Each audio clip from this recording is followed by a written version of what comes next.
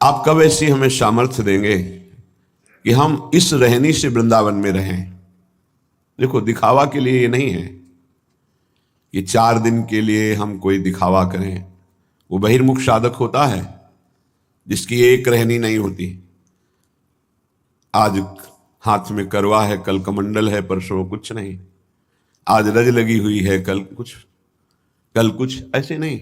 एक रहनी, जीवन भर एक रहनी का पालन करते हैं संत जन। एक रहनी, आपकी रहनी ही आपकी स्थिति का परिचय देती है। चंचल रहनी, आज कुछ कल कुछ, बोल कुछ रहा है, दिखावा कुछ है, आचरण कुछ है, व्यवहार कुछ, ये सब प्रपंच नहीं। बहुत धैर्यपूर्वक एक रहनी में 20 वर्ष चलना चाहिए। ये बहुत ध्यान से सुन ले। आज ऐसे रंग का कपड़ा, कल वैसे रंग का कपड़ा, आज दिगंबर हो रहे हैं, आज लंगोटी केवल लगी है, कल ऐसा, ये सब नहीं। एक रहनी, महापुरुषों की एक रहनी देखी गई है। फिर वो जो स्थिति आती है वो बात अलग होती। स्थिति का नाटक करना और स्थिति आने में बड़ा अंतर होता है। नाटक नाटक ही रहता है, स्थिति स्थिति रहती है। श्रीपाद कह रहे हैं इसे नाटक में ना उतारा जाए, इसे स्थिति में लिया जाए। क्या कह रहे? जरत कंथा में काम दधदपि च कौपीन मनुषम, केवल एक लंगोटी शरीर में है और ऊपर से फटे पुराने कपड़ों को घूरे में से बीन चिनगटा रक्षा कीजिए सीतिन, ऐसे बसिए ब्रज बीथिन। जो फेंक दिए गए हैं वस्त्र, उनको उठा लिया और उनको गांठ लगा ली गई या सिल लिया गया, उसे कंथा कहते हैं। जो वस्त्र त्याग दिए हैं, जिन पर किसी का अधिकार नहीं है, वो प्रतिग्रह नहीं होता। उसे उठा लिया, यमुना में धो लिया, गांठें लगा ली, शरीर को ढक लिया। पहले ऐसा ही था, क्योंकि यहां आधुनिकता नहीं थी। बहुत मुश्किल होता था उदर भरना, वो ब्रजवासियों की टूक से ही होता था। एक शरीर में लंगोटी और जो त्याग दिए गए हैं ऐसे वस्त्रों का संग्रह करके, ग्रंथि लगाकर या शिल करके, और उसको शरीर में धारण करना। जरत कंथा में काम दधदपि च कौपीन मनुषम, एकमात्र उन पुराने कपड़ों की कंथा जो जोड़कर बनाई गई। और कौपीनवंता खलु भाग्यवंता, भगवान शंकराचार्य जी ने भी कहा है, एक कौपीन केवल शरीर में, कौपीनवंता खलु भाग्य। दिखावे के लिए ना करें, प्रार्थना करते हैं, क्योंकि वैराग्य की बात सुन करके तत्काल वैराग्य धारण करना और फिर 4 दिन के बाद बदल जाना, ये ठीक नहीं होता। बहुत सोच समझ करके एक रहनी पकड़े, जो गुरु प्रदत्त रहनी है वैसे ही आजीवन निर्वाह करें। अगर एक रहने में नहीं रहोगे तो स्थिति नहीं आएगी। कभी सब कपड़े उतार दिए, कभी ऐसा पहन लिया, कभी टाट लगा लिया, कभी लंगोटी केवल है, कभी ये सब नहीं। एक रहनी गुरु प्रदत्त, गुरु ने आपको क्या दिया वैसे ही। जैसे एक रहनी में हमने देखा है बड़े महापुरुषों को। स्वामी श्री अनंग बोधाश्रम जी महाराज का सन्यास हुआ, तो सन्यास होता है दिगंबर करके, कोई वस्त्र शरीर में नहीं। गंगा जी में इतना बड़ा ही करुण प्रसंग होता है उस समय। इतना गंगा जी में खड़े करके गुरु पूछते हैं तुम्हारा कौन? ऐसे वो खड़ा होता है सन्यास, नारायण के सिवा कोई नहीं। 3 बार नारायण के सिवा कोई नहीं। ये धिक्कार है यदि नारायण के सिवा किसी को स्वीकार करे। जब 1 2 3 बार गुरु के सामने कह दिया भगवान के सिवा कोई नहीं, निकलो बाहर। फिर उनको सन्यास पद्धति, फिर कहते हैं कौपीन। तो उनका गुरु जी एक बार उतरा दिया आपने, अपनी वैष्णव पद्धति में ऐसा नहीं, सन्यास पद्धति में। तो उनका लोक व्यवहार के, वो लोक कहां रह गया प्रभु? आपने जब कहा नारायण के सिवा कोई नहीं, तो मेरा लोक खत्म हो चुका है। ठीक है, तो चलो आश्रम। प्रभु आश्रम कैसा? सन्यास जब दे दिया तो जहां दिया यहीं आजीवन निर्वाह करूंगा। तो गंगा की रेती में आजीवन स्वामी अनंग बोधाश्रम जी, आजीवन वैसे ही दिगंबर, प्रकृति का सीधा वार सहना। गंगा जी बढ़ रही तो ऊपर रेती में, गंगा जी घट रही तो रेती में, बस ना बोलना ना मांगना। धन्य है ऐसे महापुरुषों का जीवन। बड़ी अद्भुत प्रभाव शक्ति जागृत हो गई थी। धर्म सम्राट करपात्री जी आदि साष्टांग दंडवत करते थे जाके। एक रहने देखिए, श्री सुरेशानंद जी महाराज, तरी गंगा किनारे पड़ता है, दिगंबर, माताएं बहनें आ गई, एक वस्त्र से ऐसे डाल लिया, वो इतना ढक गया, बस वही है चला आजीवन। एक रहनी, संतों की एक रहनी होती है। जो वस्त्र गुरु प्रदत्त है धारण कर लिया, आजीवन वैसे ही। ये नहीं कि आज सुना तो सब फेंक दिया और वो शुरू किया। 4 दिन बाद फिर वृत्ति बदली तो फिर आ गए। ऐसे ऐसे नहीं चला जाता परमात्मा। ये मरकट वैराग्य कहते हैं। वैराग्य को धैर्य पूर्वक गुरुजनों के आदेशानुसार धारण किया जाता है और उसी पद्धति से चला जाता है। गुरु जी का अनुकरण भी नहीं किया जाता, उनकी आज्ञा का पालन किया जाता है। गुरु जी ने जो दिया, लाल वस्त्र थे उतरे, और जो दिया वो मार्किन लाल थी, ऊपर की मार्किन लाल गेरुआ, फिर सफेद कर दिया और ये पीला, आजीवन उसी का, उसमें कोई परिवर्तन नहीं। गुरु जी नीला पहने, काला पहने, पीला पहने, सब फेंक दें, हमें आदेश क्या करेंगे? हमें आदेश कर दे सब फेंक दो, अभी फेंक देंगे। हमें आदेश करें अमुक वस्त्र धारण करो, वही धारण करेंगे। हमारा वैराग्य गुरु के श्रीमुख से है, मनमानी नहीं। तो उपासक जिसे ऐसे वैराग्य की बातें सुने ना और फिर कल से शुरू कर दे, कुछ हैं जो मनमुखी है, नहीं जानते हैं, पूरे शरीर में रज लगाने का आदेश है, कोशिश करो गुप्त रूप लगे। ऐसे प्रगट में लगा लिया गीली करके और शरीर में सूखी लगा लिया। साधारण ऐसे व्यवहार में रहो, कोई तुम्हें जान न पावे कि तुम ऐसी भावना क्यों।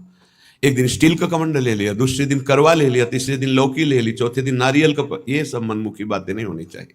एक अगर करवा ले लिया तो आज जीवन उसी में, ये नहीं दिखावे के लिए करवा पीछे स्टील के पात्रों का प्रयोग, ऐसे नहीं।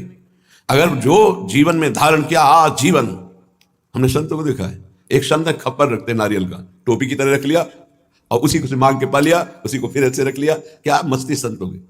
आप लोग रज का सेवन करते हैं, रज का ही सेवन करें। जो रज के पात्र हैं, शरीर में रज लगाना, रज का तिलक, प्रसादी, चंदन रज के पात्रों में पाना, अपनी शैया में रज डालना। कई बार पीछे चर्चा हुई, सूखी रज डाल के भले ऊपर से चादर डाल लीजिए, लेकिन आप शैया में रज में ही शयन करते हैं, ऐसा भाव होना चाहिए और रज पड़ी होनी चाहिए। ये यहाँ की सिद्धि है, समझ जाओ तो समझ जाओ, नहीं माया समझने नहीं देगी। जरत कंथा में काम दधदपिच कौपीन मनुषम प्रगायन श्री राधा मधुपति रहा केली लहरिम। एकमात्र जीर्ण कपड़ों की, पुराने कपड़ों की जोड़ करके कंथा बना ली और कौपीन, कंथा और कौपीन, राधा माधव के पदों का गायन करते हुए समय व्यतीत कर रहे हैं, जो यहां हो रहा है।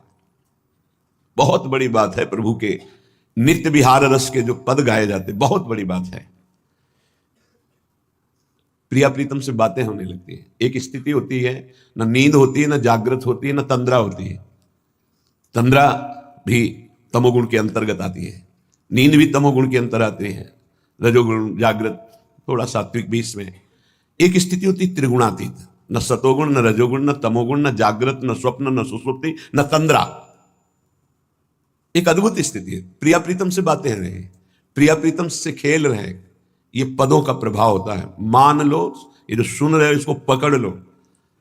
ये बड़ी कृपा है जो बात तुम्हें सुनने को मिल रही है बड़े महापुरुषों की। कह रहे हैं कि जो कंथा धारण करते हैं, कौपीन धारण करते हैं और राधा माधव की गुप्त केली रस से भरे हुए पदों का गायन करते रहते हैं। तुम्हारी समझ में ना आ रहा हो, लेकिन जिनके लिए तुम गा रहे हो, तुम्हारे पीछे पीछे चल रहे हो, सुन रहे हैं। नाम वाणी जहां श्याम श्यामा तहां, पकड़ नहीं पा रहे हो अभी। नाम वाणी सुनत श्याम श्यामा सुबस, जो श्री राधा माधव के पदों का निरंतर गायन, ये बड़े महापुरुषों की बात कर रहे हैं। हर समय देखा है, हर समय बस ऐसे ताली बज रही है, कदम के नीचे बैठे या तमाल के नीचे लाडली कुंज में, ये सब थे चल रहा है। साथ जब जब ब्रज भ्रमण पद सुनाओ, अमुक सुदानी का श्लोक सुनाओ, आप भाव में डूबे हुए चल रहे पद गायन। पूरी चतुरासी, जैसे 84 कोष की परिक्रमा 84 जी चल रही, पूरी 84 जी हुई, फिर इस समय ये पद सुनाओ। ये केवल पद का ही आहार। ललिता ललित बजावत बीना, गुण गावत सोई जीवन जी जय। पकड़ लो भाई, बहुत बड़ी कीमती बात है। ये जो पद आचार्यों के द्वारा ये बहुत बड़ी सिद्धि प्रदान करते हैं, बहुत बड़ा लाभ प्रदान करते हैं। नित्य एक बार यदि वृंदावन रस विलास का, नित्य विहार का मंगल गाले तो कभी अमंगल नहीं हो सकता। प्रथम यथामति प्रणवो श्री वृंदावन अति रम्य, श्री राधिका कृपा बिनु सबके मनन अगम्य, वर यमुना जल सींचन दिन ही शरद बसंत, विविध भांति सुमनस के सौरभ अलिकुल मंत, अरुण नूत पल्लव पर कूजत कोकिल कीर, निर्तन करत सिखी कुल अति आनंद अधि। पूरा पद है ये पद जानते हो, नित्य विहार का मंगल है। नित्य विहार का मंगल, ये जो प्रथम यथामति प्रणव, ये सब बातें छाती की हैं, पर कृपा होती तो, प्रेरणा होती तो बता देते हैं। इसका यदि रोज गायन करो 10 मिनट में हो जाएगा। अगर आप ऐसे गाओगे भाव से तो 15 मिनट बहुत बहुत लगेंगे। 15 मिनट गा लीजिए, आजीवन, अगर रोज गा रहे हो आजीवन के लिए लोक परलोक के सब अमंगल नष्ट हो जाएंगे। आपके जितने पूर्व पाप हैं सब भस्म हो जाएंगे, आपके वर्तमान की जितनी गलतियां सब क्षमा हो जाएंगी। आखिरी पंक्ति है, अति उदार वे भी सुंदर सुरत शूर सुकुमार, जैसे हित हरिवंश करो दिन दो अचल विहार। आपका अचल विहार दर्शन में सेवा करने में प्रवेश हो जाएगा एक पद। यदि आप प्रातःकालीन वेला पर जय जय श्री हरिवंश व्यास कुल मंडना रसिक नंदन मुख्य गुरुजन भय खंडना एक बार मंगल गा ले और घर से निकल पड़ो, तो कहीं कोई जीते विनायक शुभ अशुभ विघ्न करे नहीं, कोई विघ्न करे नहीं, कोई डरे कलिकाल कष्ट भय, कलयुग डरेगा। आप विचार कीजिएगा, अगर हमारी बात श्रद्धा पूर्वक मान लीजिए और नित्य कीजिए, 2 मंगल गाइए, एक नित्य विहार मंगल प्रथम यथामति प्रणवो और एक आचार्य मंगल जय जय श्री हरिवंश व्यास कुल मंडना, फिर आप देखो आपकी दिनचर्या कैसी आबाद होती है, कैसे मंगल जागृत होता है। और वो भगवान की माया है, सुनोगे कान से निकाल दोगे, उसे पकड़ नहीं पाओगे, वही पकड़ेगा जो कृपा पात्र है। श्री राधा माधव की गुप्त केली रस से भरे हुए अद्भुत पदों का गायन करते हैं। क्या सौभाग्य, शरीर में वृंदावन की रज लगी है, कौपीनवंता खलु भाग्यवंता, कौपीन लगाए हुए हैं और पवित्र परम पवित्र, ये जो प्रतिग्रह रहित तो वस्त्र हैं परम पवित्र हैं, वो धारण। एक प्रार्थना है उपासकों से, जब तक आपका वस्त्र शरीर रक्षा के लिए समर्थ है तब तक दूसरा वस्त्र मत लो। क्यों लेते हो?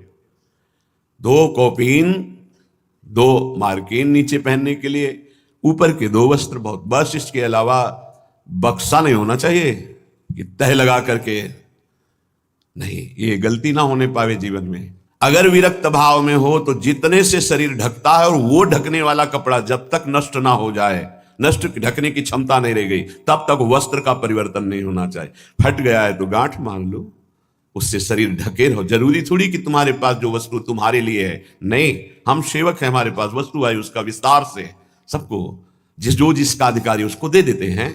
जैसे सूर्य प्रकृति से अपनी उष्ण किरणों के द्वारा जल संग्रह करता है और समय आने पर वर्षा देता है, ऐसा साधु होता है। जो संग्रह हुआ, जो ऐसे श्रद्धा विश्व दिए, वो उन्हीं में लगा दे। खाओ पियो, मौज करो, कीर्तन करो, मंगल करो, समाज का मंगल हो, स्वयं उसका उपभोग नहीं। ये बिल्कुल रहने को सीख ले वैरागी। गृहस्थ अपने धर्म से कमाए हुए ही वस्त्र का भोजन का प्रयोग करे, चाहे जिस तीर्थ में जाए, ना वहां कोई वस्त्र स्वीकार करे, ना वहां कोई सेवा स्वीकार करे, ना वहां का भोजन स्वीकार करे। अगर स्वीकार करे भोजन आदि सेवा आदि, तो उसका अनुपात लगा के कि ये अगर हम बाहर खरीदे तो कितने का मिलेगा, 100 का, तो हम 100 रुपया वहां के ठाकुर जी में रख देते हैं, वो ले ना ले 100 रुपया रख देते। गृहस्थ कभी किसी का नहीं, तो आपका सुकृत, आपका भजन सुरक्षित। विरक्त तो आपका सुकृत, आपका तप, आपका भजन सुरक्षित। जो श्रीपाद कह रहे हैं, फलम वा मूलम वा किमपि दिव शांति कवलयन, 24 घंटे में एक बार शाम टाइम, फलम वा मूलम वा किमपि दिव शांति कवलयन, फल मूल अथवा अन्न आदि कुछ भी मिल जाए 24 घंटे में एक बार पेट भरने के लिए पर्याप्त है।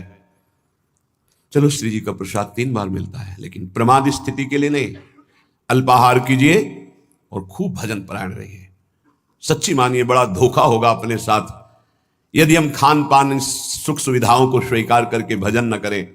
प्रिया प्रीतम के पद, प्रिया प्रीतम की सेवा, प्रिया प्रीतम के चिंतन से जो सेकंड क्षण रहित गया, हानि हरिवंश के नाम अंतर परे, लाभ हरिवंश उच्चरत बानी। तब सुख हरिवंश गुण नाम रसना रटत, और बहुवचन अति दुखदानी।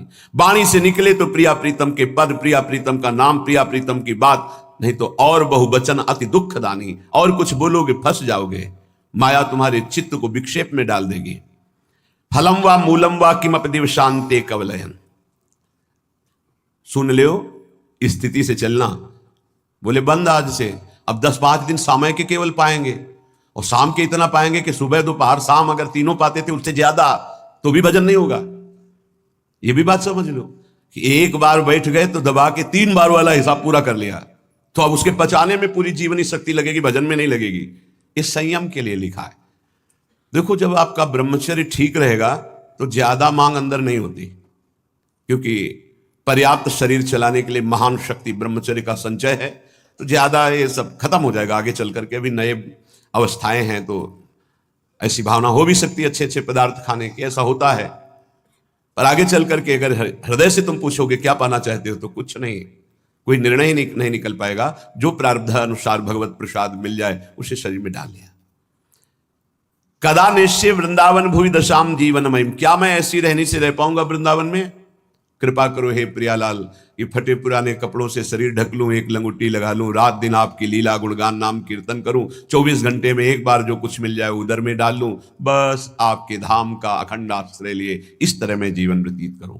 कदा वृंदारण्यम श्रवण रसना स्पर्शन निरीक्षण घ्राणाद्यैर्मे भवति रस सिंधु स्रवदिव, कदा वा तल्लोकोत्तर रसमदान्धो मधुपतिर गुणानुच्चैरुच्चै सरसमिहि गास्यामि परितः।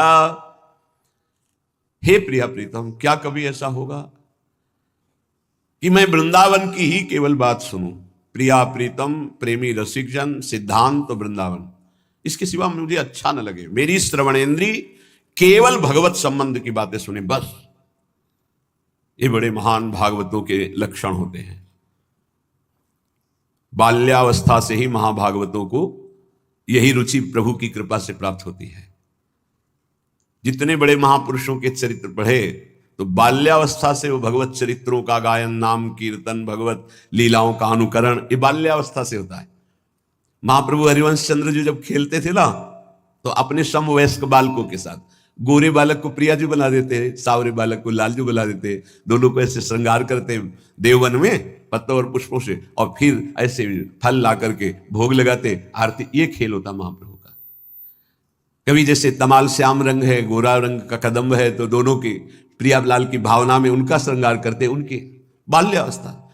पंडित रामकृष्ण बाबा गोविंद देव जी के साथ गोली खेलते थे, कंचा गोली, बाल्यावस्था से भगवत।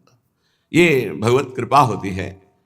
महाभागवतों का जीवन ही केवल प्रभु होते हैं। आप सब उसी पंक्ति में बैठे हैं, ध्यान रखना, आप सब उसी पंक्ति में बैठे हैं जिस पंक्ति से महाभागवत प्रभु को प्राप्त हुए हैं। उसी लाइन पे खड़े हैं, उसी पंक्ति पे खड़े हैं। थोड़ा श्रवणेन्द्रिय को सावधान रखिए। हमारी एक एक इंद्रिय भगवदाकार हो, सुनना बंद कीजिए प्रपंच की बातें।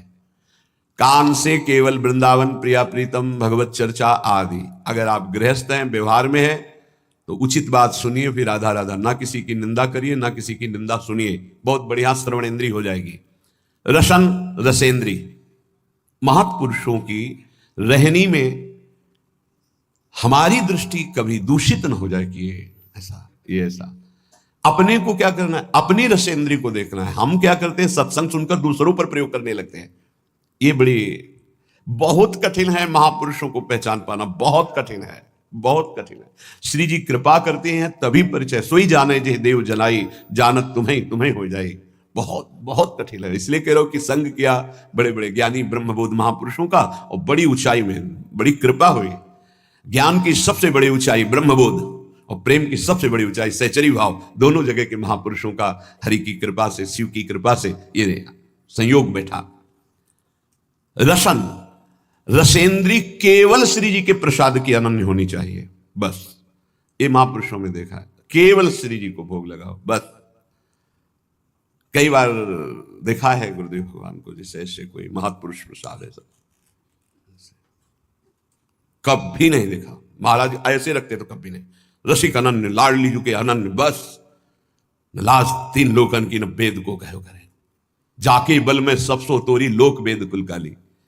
बड़ा अनन्य स्वरूप। एक अन्य मार्ग के अवलंबी है, लाडली कुंज में महापुरुषों से शिक्षा मिलती। प्रत्येक बैठे रहे, महाराज जी संभाषण तो करते ही नहीं थे। जहां कोई आता कहते पद सुनाओ, पद सुनाना शुरू कर। जब वो जाने लगे तो ऐसे महाराज जी से किया। महाराज जी 2 कदम पीछे हट गए। अयोग्य हूं, शब्द थे अयोग्य हूं। नहीं नहीं, आपका हमारा सौभाग्य होगा। फिर हटे, नहीं अयोग्य हूं। तो उनसे हमने इशारा किया महाराज जी। जब वो चले गए तो पूछा महाराज जी क्यों नहीं? तो उनका सब भगवत स्वरूप है, पर जो हमारी श्री जी की सेवा में नहीं, आलिंगन नहीं कर सकते। हमारा आलिंगन होगा तो हमारी श्री जी की सहचरी का होगा, अन्यथा बलिहारी अनन्य निष्ठा। कोई ऐसे बिरले अनन्य रसिक। रसेंद्री ये केवल श्री जी के प्रसाद का ही स्वाद ले, चाहे जल हो चाहे भोजन हो। अगर चूक हो गई तो ध्रुवदास जी ने लिखा है कि अगर अमनिया आप लेते हो तो ताको बड़ो अपराध है, ये आपकी बुद्धि को रस क्षेत्र में नहीं जाने देगी। ये आजकल ऐसी बहिर्मुखता चल गई, बोतल खोली ऐसे खड़े खड़े पे, नहीं भाई, जल पीना, रुकिए आप। अगर आप वैष्णव हैं तो आपके पास झोली होनी चाहिए, गिलास होना चाहिए, आप ले लीजिए गिलास, उसको धोइए, जल भरिए, राधा वल्लभ लाल की जय, प्रभु जल पान की भाव में 1 सेकंड लगता है, राधा राधा राधा पान कर लिया।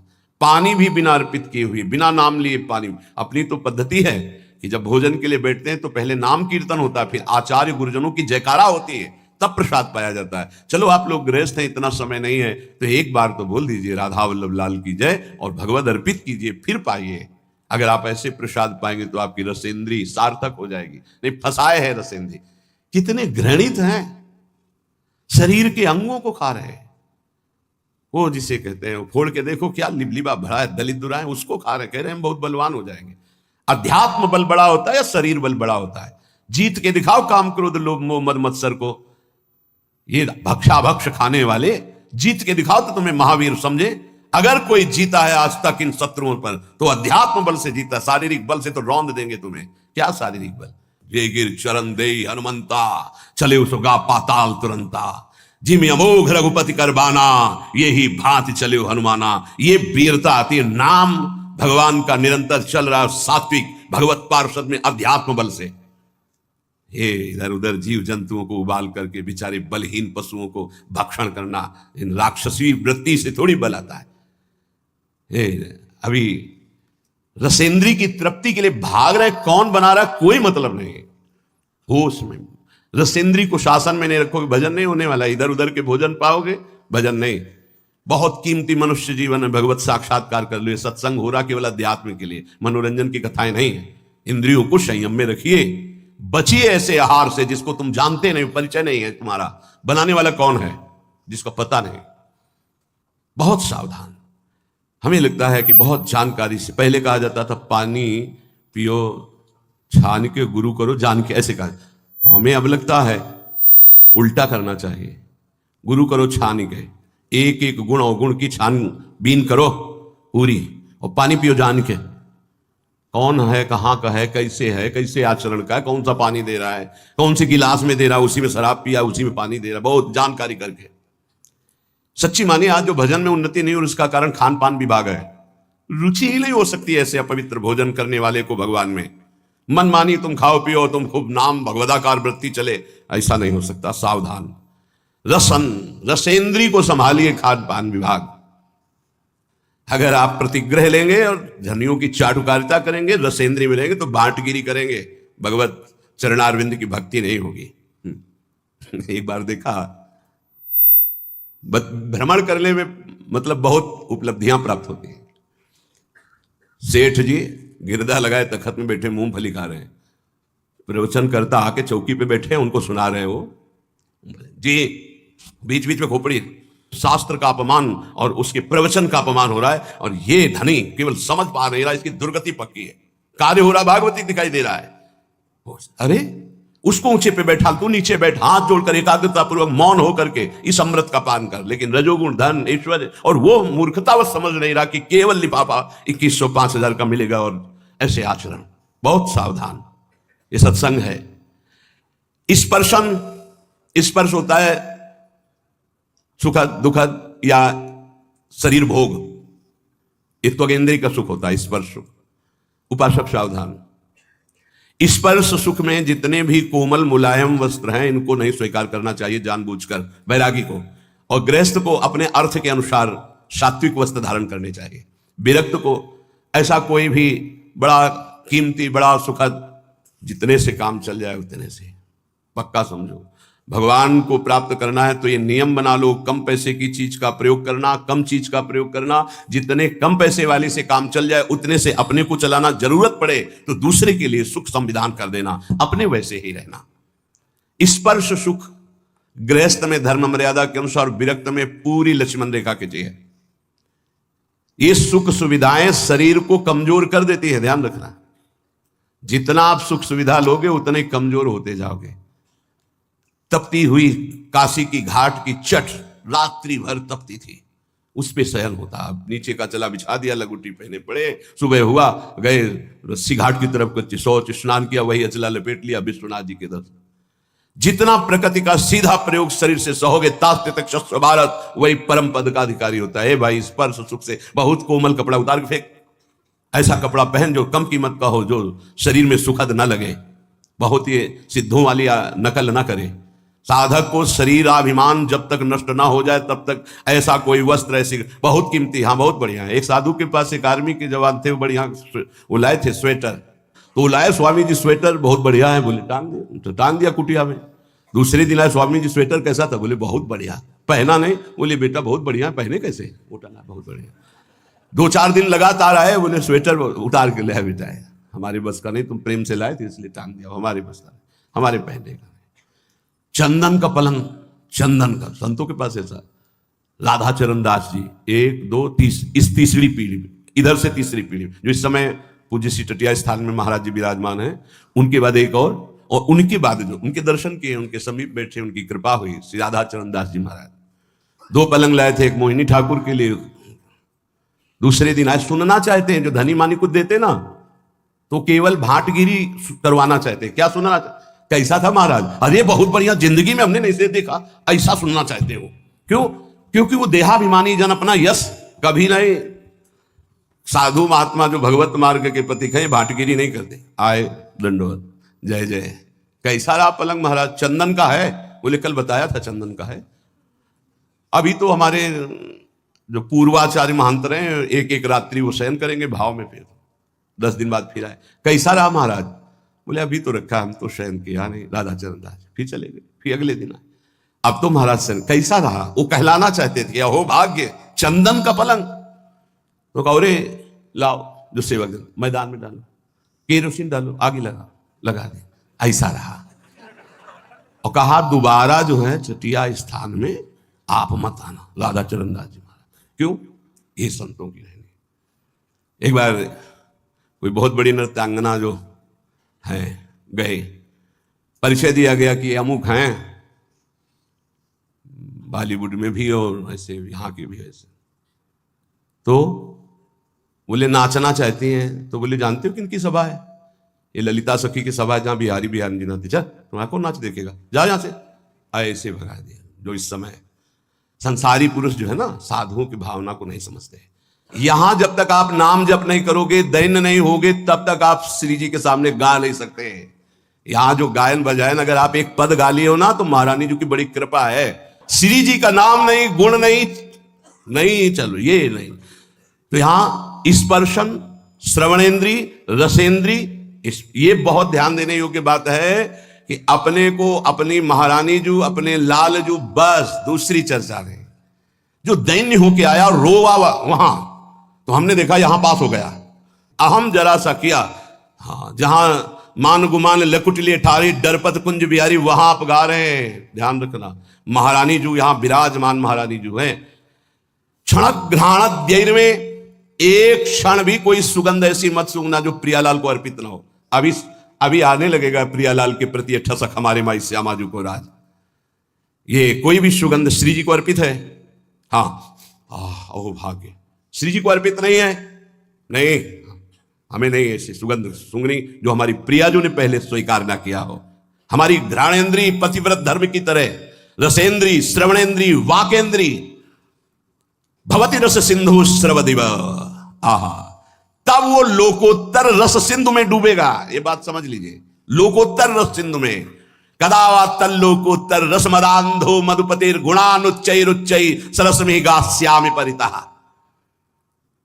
लोकोत्तर रस में मदांध होकर श्री राधापति के गुणों का उच्च स्वर से वृंदावन में या जहां भी है गुणगान करता हुआ जो जीवन व्यतीत होता है, वह प्रिया प्रीतम को प्राप्त हो जाता है। इस श्लोक का अर्थ, रसेंद्रिय आनंद, श्रवणेन्द्रिय आनंद, वाकेंद्रिय अनन्य, घ्राणेन्द्रिय अनन्य और प्रिया प्रीतम का जस गान कर रहे, नाम जप कर रहे, निश्चित प्रिया प्रीतम की प्राप्ति होगी।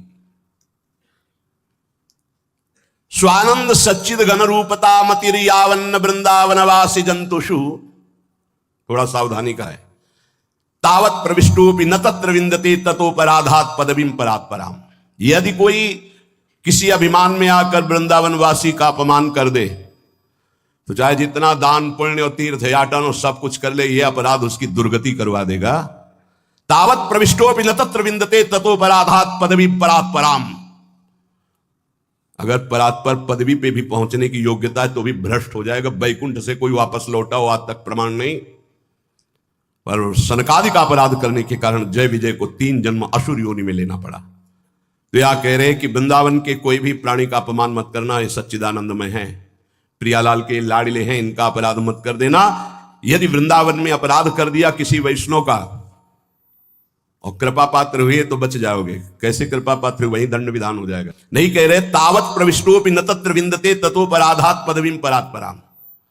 कभी भी परात्पर पदवी की योग्यता प्राप्त पुरुष भी यदि अपराध कर दे वृंदावन के किसी प्राणी का, तो उसका सर्वनाश हो जाएगा और वो भ्रष्ट हो जाएगा, वो नष्ट हो जाएगा। दूसरा भाव इसी का, यदि कोई वृंदावन के प्राणी पर सच्चिदानंद भाव न करके साधारण प्राणी का भाव करके अपराध कर दे तो श्री राधा माधव की परात्पर पदवी, दास पदवी उसे कभी प्राप्त नहीं हो सकती। बस ये बार बार श्रीपाद प्रबोधानंद जी ने प्रार्थना की कि वृंदावन में थोड़ा सा एक अपराध के लिए तुम सावधान रहो कि कहीं किसी वैष्णव का अपराध न बन जाए, कहीं किसी वैष्णव की निंदा अवहेलना ना हो जाए।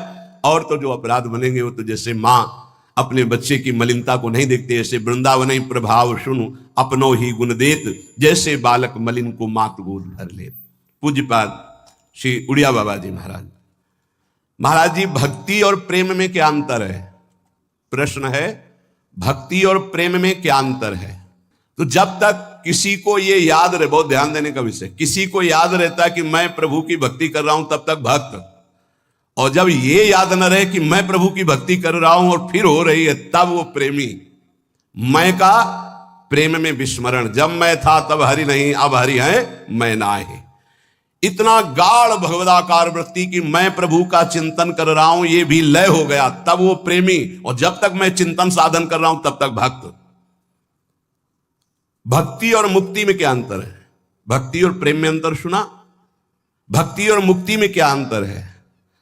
जब तक जगत की याद छोड़कर भगवत चिंतन करने का अभ्यास किया जाता है उसका नाम भक्ति।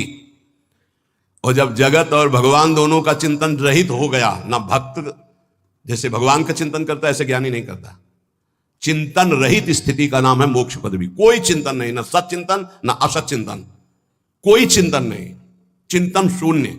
सोचो कितनी ऊंची स्थिति है। कोई चिंतन नहीं, न स्थूल न सूक्ष्म, न कारण, न भगवान का, न जगत का, कोई चिंतन नहीं, शून्य। वो है मोक्ष पदवी।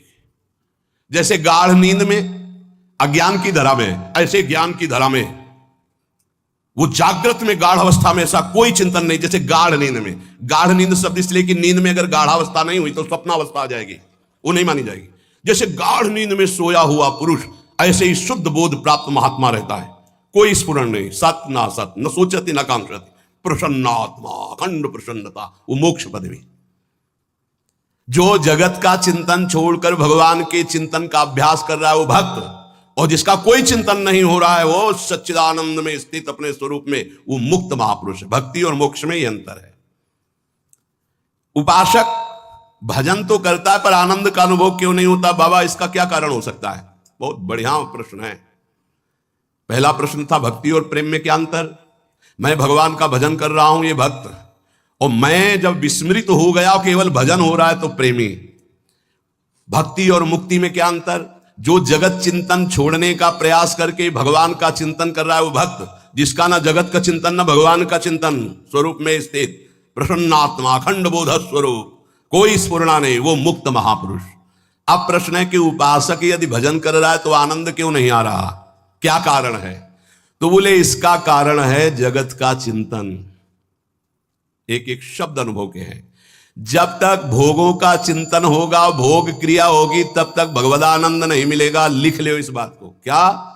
जब तक जगत का चिंतन होगा, भोगों का चिंतन होगा, भोगों की क्रिया होगी, तो भजन करने पर भी भगवदानंद का स्फुरण नहीं होगा। तो क्या भजन व्यर्थ चला जाएगा? नहीं, उसका फल मिलेगा। पर भगवदानंद स्फुरित हो गया तो तुम तो जीवन मुक्त हो गए। इसलिए अपनी वृत्ति को विषय भोगों के चिंतन से बचाओ। अपने शरीर को विषय भोग क्रिया से बचाओ, शरीर से सेवा करो, वृत्तियों से चिंतन करो, खूब सत्संग करो, भगवान की लीलाओं का गान करो, श्रवण करो, साधुओं के दर्शन करो, उनके वचन सुनो और एकांत में रहकर गुरु आदेश से उपासना करो, तब तुम्हें आनंद प्राप्त होगा। फिर सुन लो, जगत का चिंतन, भोगों का चिंतन, भोगों की क्रिया जब तक होती रहेगी तो 2-4 माला से घुमाने से भगवदानंद की स्फूर्ति नहीं होती। इसलिए इष्टाकार वृत्ति करनी पड़ती है भगवदानंद की अनुभूति के लिए। तो तुम नाम जप करो, सत्संग करो, भगवत लीलाओं का गुणानुवाद करो, श्रवण करो, साधु महात्माओं का दर्शन, उनके वचन, एकांत में गुरुदेव प्रदत्त उपासना करो, तो तुम्हारी चित्तवृत्ति में भगवदानंद स्फुरित हो जाएगा। ये साधन बताए। इन साधनों से इष्ट देव में ममता होने लगती, मेरी प्रियाजू, मेरे लालजू। और जिसको विषय कड़ुआ लगने लगे तो जान ले हम पर बहुत बड़ी कृपा हो रही है। क्या? अब मुझे नहीं चाहिए, नहीं चाहिए, अंदर से जिद आ जाए, मुझे नहीं चाहिए। जैसे कोई किसी को बमन दिखावे तो घृणा हो जाए, नहीं। ऐसे जब तुम्हें रमा बिलास राम अनुरागी तजत बमन जिम जन बड़भागी, बड़भागी महाभागवत वैष्णव जन हर भोग को वमन की घृणा की बुद्धि से देखते। नहीं, जब आप ऐसे चलेंगे तो विषय भोग आपको घृणास्पद लगने लगेंगे। नहीं, छी, अंदर से आने लगेगा। नहीं, अभी अमृत जैसा चिंतन होता है।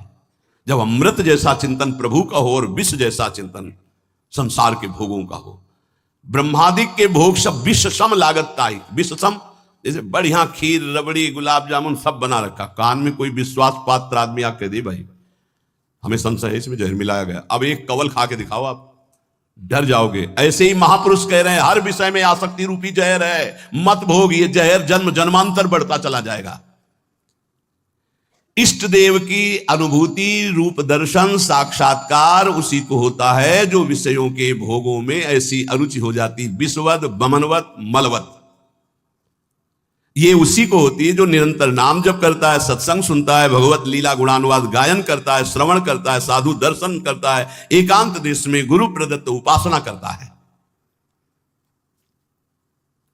प्रेम मार्ग में चलने वाले उपासक को ना माया पर विचार करना है, ना प्रारब्ध पर विचार करना है। प्रारब्ध ज्ञानियों का होता है, माया पर विचार करने के लिए विवेक चाहिए। तुम्हारे लिए एक ही स्थान है, नाम जप। माया कैसी? हरि जाने, प्रारब्ध हरि जाने। अपने को क्या करना है? राधा राधा राधा राधा राधा राधा। महापुरुषों के वचनों को समझो। अपने उपास्य देव के नाम जप के सिवा प्रेम प्राप्ति के लिए और कोई भी बात सोचे ना। प्रेम मूल यह नाम है, प्रेमी रसिक जपते यह नाम, प्रेम मगन निज बन विश्राम, श्री हरिवंश जहां रहा है। सीधी बात पकड़ लो। प्रेम में यदि स्थिति प्राप्त करनी है तो नाम को पकड़ लो। प्रेम मूल यह नाम है, निरंतर नाम। जितना प्रेम बढ़ेगा उतने ही तुम्हें भजन में कमी दिखाई देगी, अपने में नीचता दिखाई देगी। ये प्रेम का लक्षण है। यदि कहीं प्रेम में विचार, माया, विवेक, प्रारब्ध, तो समझना चाहिए कि अभी प्रेम नहीं आया। प्रेम ये सब चिंतन करने के लिए समय नहीं देता। प्रेम मार्ग का पथिक तो बहुत ही निराला होता है। ऐसे जो निरंतर भजन में लगे हुए हैं वो प्रेमी गृहस्थ में रहते हुए भी बहुत बड़े महात्मा हैं। जो जंगल में रह के प्राप्त किया जाता है वो घर में रह के उसने प्राप्त कर लिया। उसके लिए कोटि कोटि वंदना है उस गृहस्थ की जो निरंतर नाम जप करते हुए प्रभु से प्रेम। ऐसे दर्शन होते हैं, गृहस्थ आते हैं, आंसू चल रहे हैं, बस मुझे और कुछ नहीं चाहिए, प्रिया प्रीतम का चिंतन चलता रहे बस। चाहे जैसे बोल रहे हैं लेकिन हृदय तो शीतल है, प्रियालाल के लिए अश्रु प्रवाह कर रहे हैं, मांग रहे हैं प्रियालाल का चिंतन। ऐसे महापुरुष के लिए गृहस्थ और विरक्त में कोई भेद नहीं, जंगल और घर में कोई भेद नहीं है। प्रेम दो प्रकार का होता है, सक्री और अक्री। सक्री प्रेम वासना को लेकर के होता है, निमित्त। देखो प्रभु आपके सिवा हमारा कोई है नहीं, हमारी ये बात बना दो, हमारा संकट निवृत्ति। यद्यपि वास्तविक को केवल प्रभु को ही अपना मानता है, ये पक्की बात है, लेकिन वो प्रभु से चाहता है, इसलिए उसे प्रेमी तो कहा जाएगा। लेकिन वो सक्रिय है, क्रियावान, निमित्त। वो निमित्त रहित विशुद्ध सहज प्रेम नहीं है, सहज प्रेम नहीं है, ये सक्रिय है। ऐसे प्रेमियों की कोई खास गणना नहीं होती। मतलब इनका कोई खास महत्व नहीं माना गया प्रेमी जनों के बीच में। क्यों? क्योंकि जिस दिन इनकी वासना की पूर्ति हो जाएगी उस दिन से इनका लगाव कम हो जाएगा, ये सिद्धांत है। और जो निष्क्रिय प्रेमी होते हैं, निष्काम, कोई निमित्त नहीं, ये भगवान को अधीन कर लेते हैं अपने, इनके संग डोलते हैं भगवान। जैसे कोई अत्यंत रूपवती है पर वो अन्य किसी से प्रेम करती है, तो क्या पति उसे अपने हृदय का प्रेम संपूर्ण दे पाएगा? नहीं दे पाएगा। कोई रूपवती नहीं है, गुणवती नहीं है, लेकिन अपने पति की अनन्य है, तो वास्तविक प्रीति को जानने वाला पति उसके हाथ बिक जाएगा। ऐसे हमारे श्री हरि है। यदि आप कहीं अन्य भाव रखते हैं कि मेरा ये काम बन जाए, मेरा ये काम बन जाए, मेरा ये काम बन जाए, हरि को ही बचते माना, तो हरि आपकी वो इच्छा की पूर्ति करेंगे पक्का। जो इच्छा करी हो मन माही, हरि प्रसाद कसे दुर्लभ नहीं, पर वो आपके अधीन होंगे नहीं, आप सौदा कर लिए हो। लेकिन जो कुछ नहीं चाहते हैं वो उस पतिव्रता पत्नी की तरह है जो केवल पति से प्यार करती, फिर पति को अधीन होना पड़ेगा उसके प्यार में। ऐसा वो पातिव्रत धर्म से युक्त अनन्य रसिक उपासक होता है जो अपने इष्ट को अधीन करे। ये जीवन का लाभ यही, क्या मांगोगे? संसार ये तो अपने आप पीछे पड़ा रहेगा। बात ये बाधा रूप में मिल जाएगा जिसे तुम मांगना चाहते हो। चलो तो आगे प्रेम मार्ग में।